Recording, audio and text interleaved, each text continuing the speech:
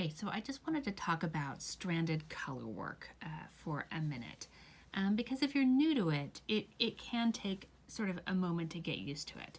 So there are a lot of different ways of doing this, and I'm going to show you the way that I personally think is the best and the easiest. So you can see that my yarn is sort of getting tangled right now as I'm playing with it. So this is one of the, for me, the goals of stranded color work and how I do it is I want my yarn management to be minimal, and I want it to go smoothly and quickly, and I want to have the least sort of sucking in possible as I do it. So there is always this conversation of which hand should hold the dominant color, or I'm just going to say which hand should hold the motif color. And so the motif color is the one you want to move forward. Quite frankly, this pattern, there is no dominant or motif color because it is constantly changing. So the only thing that I would say is when you're working with one, stay consistent with which yarn is going to be held in each hand. Okay, you will tension the yarn in your right hand as if you were throwing, and tension the yarn in your left hand as if you were working continental. And if you have not done one of those two, this is just a little bit tricky because it takes a second to figure out tensioning in the way you don't normally work. So I just tension them both essentially the same way, right? And for me, good tension means I have multiple points of tension that allow me to hold the yarn, right, and make it a little bit stronger. And my last tensioning point is right here, so the yarn cascades over my finger. But this also allows the yarn to move fairly smoothly through my fingers.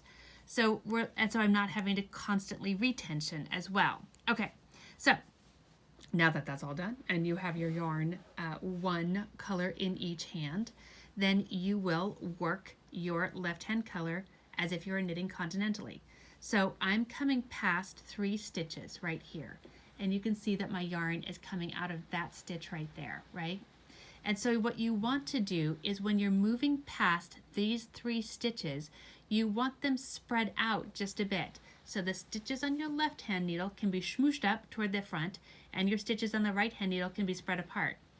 When I say this to people, I often see them spread back here. Well, that doesn't really matter. What matters are these 3 stitches that I'm moving past. So I just want to make sure they're nice and spread out. Then I can knit that stitch, right?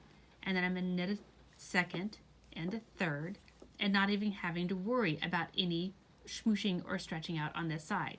But the moment I enter that next stitch and I'm switching colors, I'm going to come back up here and spread those yarns apart again. And then I'll knit my 3 stitches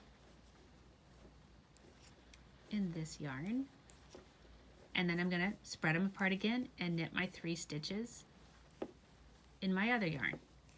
And you'll notice that by doing this, I am not tangling my yarn, which makes me super happy because untangling is slightly nightmarish. And it's really easy, and it becomes a total habit, right, to insert into the next stitch, stretch those stitches apart, and float across them. And then don't worry about it. Now, my throwers out there, and or my tight knitters, and you know who you are.